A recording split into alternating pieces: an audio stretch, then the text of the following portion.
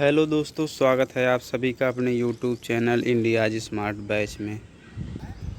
आज 9 जुलाई 2024 current affair के कुछ महत्वपूर्ण प्रश्न। यूनाइटेड किंगडम की पहली महिला वित्त मंत्री कौन बनी है? Option A Rachel Reeves. United Kingdom में कीर स्टारमर के नेतृत्व वाली नई सरकार का गठन कर दिया गया है। स्टारमर ने राचेल रीव्स को देश की पहली महिला वित्त मंत्री के रूप में नियुक्त किया है। यूनाइटेड किंगडम की राजधानी लंदन है। राजभाषा अंग्रेजी। यूनाइटेड किंगडम की मुद्रा पाउंड स्टर्लिंग है। मसूद पेजिशकियान को हाल ही में किस देश का राष्ट्रपति चुना गया है? ऑप्शन ए ईरान।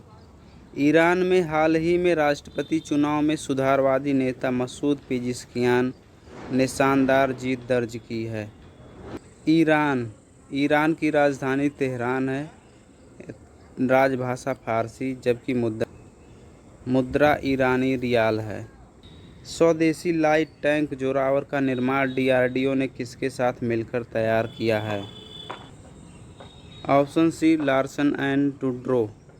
रक्षा अनुसंधान और विकास संगठन डीआरडीओ ने लार्सन एंड टुड्रो के साथ मिलकर स्वदेशी लाइट टैंक जोरावर को लॉन्च कर दिया है।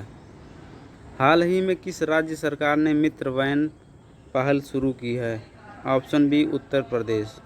उत्तर प्रदेश की योगी आदित्यनाथ सरकार ने उत्तर प्रदेश और नेपाल की सीमा पर वृक्षारोपण जन अभियान 2024 के हिस्से के रूप में मित्र वैन शुरू करने की घोषणा की है। बात कर लेते हैं उत्तर प्रदेश। उत्तर प्रदेश के मुख्यमंत्री योगी आदित्यनाथ हैं। 24 जनवरी 1950 में उत्तर प्रदेश को राज्य का दर्जा मिला था। इसकी राजधानी लखनऊ है। राष्ट्रपति द्रौपदी मुर्मू ऐतिहासिक उदयगिरी गुफाओं का दौरा किया, वह किस राज्य में है? ऑप्शन ए उड़ीसा। उदयगिरी की गुफाएं हाथी गुम्फा शिलालेख के लिए प्रसिद्ध हैं, जो ब्राह्मी लिपि में खुदी हुई हैं। उड़ीसा के मुख्यमंत्री मोहन चरण मांझी हैं। उड़ीसा की राजधानी भुवनेश्वर है। 1 अप्रैल 1936 को उड़ीसा को राज्य का दर्जा मिला था। केंद्रीय बजट 2024-25 कब पेश किया जाएगा? ऑप्शन बी 23 जुलाई। संसद का बजट सत्र 22 जुलाई से 12 अगस्त तक चलेगा। इस सत्र के दौरान 23 जुलाई को वित्त मंत्री निर्मला सीतारमण 2024-25 का केंद्रीय बजट पेश करेंगी। हाल ही में एडीबी किस राज्य में 400 मेगावाट सौर ऊर्जा संयंत्र का निर्माण करेगा? Option A Gujarat. Bharat Olympic अनुसंधान केंद्र का उद्घाटन गांधीनगर में किया गया है। राजकोट स्टेडियम का नाम निरंजन शाह के नाम पर रखा जाएगा। गुजरात को राज्य का दर्जा 1 मई 1960 को मिला था। गुजरात की राजधानी गांधीनगर है। गुजरात के मुख्यमंत्री भूपेंद्र भाई पटेल हैं। हाल ही में किसने कारगिल युद्ध द टर्निंग पॉइंट नामक पुस्तक का विमोचन किया है? Option D Gotabaya Rajapaksa. गोटाबाय राजपक्षे श्रीलंका के पूर्व राष्ट्रपति रह चुके हैं। हाल ही में भारत और कौन सा देश गंगा जल संधि को नवीनीकृत करेंगे? Option C Bangladesh. बांग्लादेश की राजधानी ढाका है। राष्ट्रपति मोहम्मद शाहबुद्दीन। बांग्लादेश के प्रधानमंत्री शेख हसीना है। बांग्लादेश की मुद्रा बांग्लादेशी टका है। बांग्लादेश में 2 दिवसीय नजरुल उत्सव शुरू हुआ है। भारत बांग्लादेश के नागरिकों के लिए ई-मेडिकल वीज़ा शुरू करेगा। हाल ही में किस राज्य में दुर्लभ मस्तिष्क भक्षी अमीबा संक्रमण का चौथा मामला सामने आया है? Option C Kerala. बात कर लेते हैं केरल के बारे में।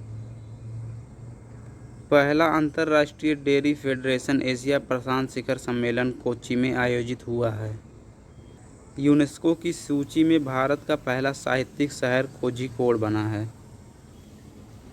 हाल ही में किसे पीआईबी का महानिदेशक नियुक्त किया गया है?